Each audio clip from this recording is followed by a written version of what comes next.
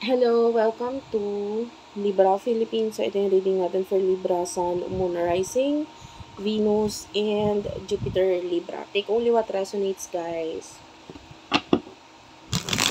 Hindi ito magre-resonate sa lahat kasi unfortunately, hindi ko naman talaga makakuha lahat ng energy ng Libra sa mundo. So, hopefully, makuha ko yung sayo. Pag hindi ko nakuha, okay lang yun kasi may next readings pa naman. And feel free to like and subscribe, guys. Kung gusto mo pag-book ng personal reading, Jane Tarot Reader, siya yung i-message mo if you want to book a personal reading.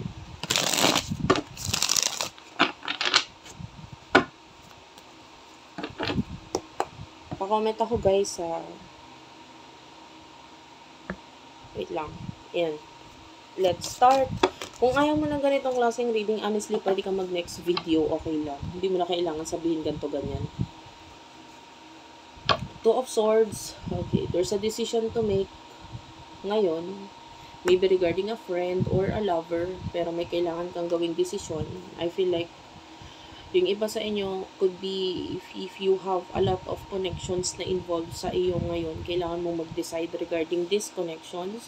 So, nakakita tayo dito ng love triangle. The Tower is here. So, kailangan mong i-end yung isang connection mo, maybe with a friend. Yung iba kung hindi friendship, love related. Pero yung iba sa inyo, maybe there's a friend na kailangan mong lumayo or umiwas or tapusin na yung connection mo dito sa taong to. And you're taking your time. You are a Libra, so nagtitake ka ng time regarding dito. Like, hindi ka basta-basta nagdidesisyon sa isang bagay hanggat hindi ka pa 100% sure sa kakalabasan. So, so nakikita natin na you are, taking your time out. Especially if this is a partnership. Pero nandun yung you want to think about yourself or sarili mo naman. Focus on yourself, focus on your money, So, sino tong person na kakonect mo pagdating sa love? Person na kakonect mo pagdating sa love, sino tong? The Queen of Wands, this is in reverse. This person is very aggressive. Agresibo tong taong to. By the way, medyo pangit yung ilaw ko ngayon. Okay naman siya siguro sa akin. Pero yung cards, pag pinapakita ko siya, medyo malabo kasi medyo hindi okay yung ilaw ko. Malayo pati yung ilaw ko. So, hindi ko na lang ipapakita.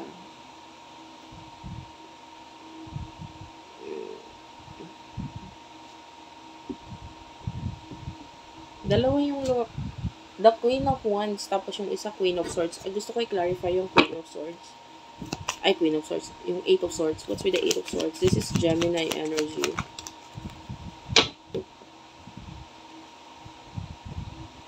Queen of Pentacles.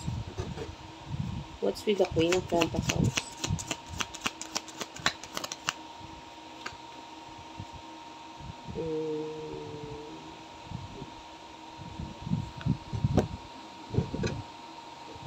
This is the Six of Swords and it is in reverse. So, nakikita natin na itong person na to is could be stuck siya. I feel like the Queen of Pentacles is you. Stuck siya sa'yo. So, lalo na if you are in a relationship, this person is stuck with you. I feel like kung may mga babanggitin ka or hihilingin ka, sasabihin sa kanya regarding sa mga desisyon mo, hindi niya yun tatanggapin. The Queen of Wands is in reverse. The Queen of Wands is in reverse and yung Queen of Wands dito is you do have here the Two of Pentacles and it is in reverse. There's a person here na pwedeng aggressive. Aggressive in a way na parang may gusto siyang mangyari or gawin. This person is overwhelmed. Overwhelmed siya sa mga nangyayari sa inyo, sa connection. This person is the Emperor. Someone who is may ambition. This person has a lot of masculine energy sa kanya and this person wants to be in control. sa iyo, lalo na kung babae ka, this person wants to be in control sa iyo. Siya yung masunod or gusto niya na, you know, alam mo, gano'n naman talaga yan. Like, I heard, anong tawag dito? I heard this man na lagi ko napapanood sa reels yan, sa Facebook. Dinidiscuss niya yung about relationship. Na especially if you're a woman. Tapos, of course, ang dapat na hanapin mo sa isang lalaki is someone who is very masculine. Or, kasi ang babae kaya lang siya magiging masculine pag kulang ng masculinity yung partner niya, yung husband niya or yung partner niya sa bahay. So, you should find a man who is masculine enough. Masculine in a way na hindi yun nabubugbog or what. Pero nandun yung kaya niya mag-provide sa'yo, kaya niya magbigay ng mga pangangailangan mo, can give you everything. And nandun yung security dito sa taong to. And when you feel that security, magiging at ease ka, diba? So, yun, yung person na ito, could be someone who is very masculine, can provide for you, can give you whatever you want, whatever you need. Kaya niya ibigay yun. So, ano yung emotion niyo para sa isa or emotion? Dito. Tell me about the emotions here. I mean, I can see two people. One is masculine and one is stuck. So, alin ka man doon? Maybe you are dealing with the masculine person or you are dealing with someone na stuck ka dito sa person na to. Okay, you do have here the Four of Cups. This is Cancer energy. You are undecided. Hindi mo alam kung anong gagawin mo. Page of Pentacles is in reverse. Ayaw mo naman magsayang ng oras or what. But, you are being distracted and you do have here the Nine of Wands.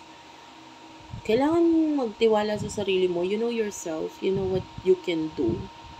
And you have to find your strength. Kailangan lakasan mo yung loob mo regarding this decision na kailangan mong gawain. For now, I can see you being happy, the Sun. You are full of happiness. And, maiksi lang ang buhay, guys.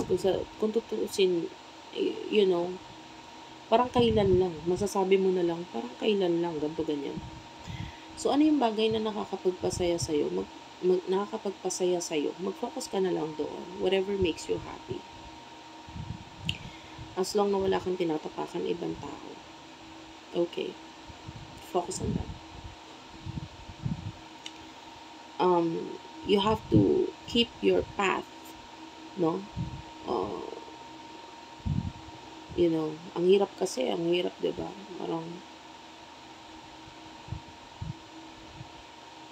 whatever this thing na kailangan mong i-end or nag-end na sa buhay mo, hayaan mo na yun. Or i-end mo na yun. Kasi, may mas better na mas nag-aantay para sa'yo.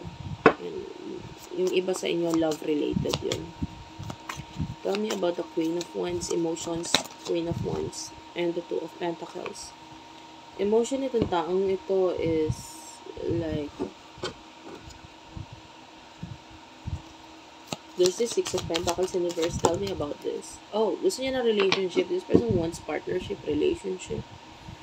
Gusto niya ng equal give and take, but feeling niya you're not being equal for now. Or you're not giving itong dapat mong ibigay sa kanya. Like, dapat sa isang relationship, there's this openness at saka give and take. Pero sa ngayon, maybe there's something here na hindi mo kayang ibigay. And this person wants relationship. Yung iba sa inyo, kung ito ay manliligaw or someone na gusto ka talaga, pwedeng hindi mo pa kasi maibigay sa kanya yun. Pagka gusto na yun. You know what I mean? But this person is very aggressive, very energetic. Gusto ka niya. So, ano yung emotions ng Eight of Swords, Six of Swords, Queen of Pentacles? Okay. Um, this person, another person na nakukuha natin dito. So, pwedeng alin man dito yung makarelate mo, pwedeng both, whatever. If you're dealing with two people. This could be a person in the past. So, nararamdaman sa'yo na itong tao. This person loves you, mahal ka niya. But the Nine of Pentacles is showing to me as love. Pero, nandyan lang siya, like, if you are the one na stable, sabihin na natin you are the one who has money, who can provide, the Nine of Pentacles, nagpapakita siya as, nandito ako as, alam mo si Batman and Robin, I will be your Robin, you know, I will be here as, like, nandito ako as your supporter or what. Gusto ko nito tawag, the star is here, this person likes you. Or yung iba naman sa inyo, this could be, alam mo ang gulo ng reading, alam mo bakit? Kasi ang dami kong energy na kukuha. Yung iba sa inyo, you could be dealing with someone who is stuck in a relationship, hindi pa siya nakaka-move on. Stuck nga lang siya sa another relationship with the with the Queen of Pentacles, someone na may pera din. And itong person na to could be, there's a lot of love dito with the Cancer energy, that's you know, ruling planet yan is the moon, and there's a lot of love there. And stuck lang itong person na to, pero ito gustong gusto ka nitong person na to. It's just that yung pagmamahal niya parang no choice siya kundi ibigay sa mga bagay or mga taong nasa paligid niya ngayon. But this could be a person in the past. So hindi ko alam kung saan ka makaka-relate dun sa mga sinabi ko, basta take what resonates. So what will happen in the near future for you, Libra? Wait lang, guys. In the near future for you, medyo hindi pa okay yung boses ko. Honestly, medyo masama pa yung pakiramdam ko. Pero, hopefully, naintindihan mo yung message. As much as possible, tinatry ko pa rin mag-reading. Kahit medyo masama yung pakiramdam ko. The Eight of Wands is here. The Fool is in reverse. The Seven of Pentacles.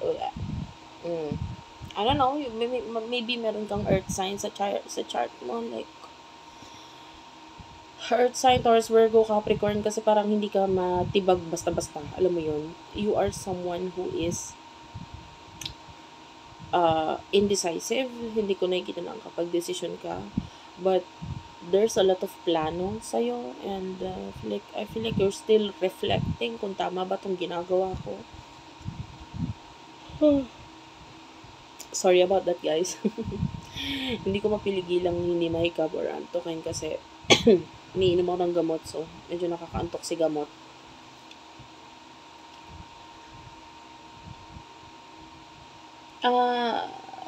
You have to,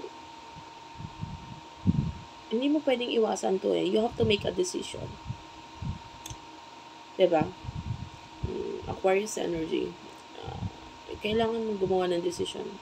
Kasi, you need to cut off something in your life, Queen of Swords. Kasi, pag hindi mo to kinut off, there's a lot of problems na nagpapakita dito, Nine of Swords. And, kalungkutan and pain sa'yo. So, you need to cut off something sa buhay mo. Lalo na kung hindi naman na ganun ka-stable ito. Hindi na nagbibigay ng stability ito sa buhay mo. So, that's it for now. Thank you for watching. I love you all and bye-bye.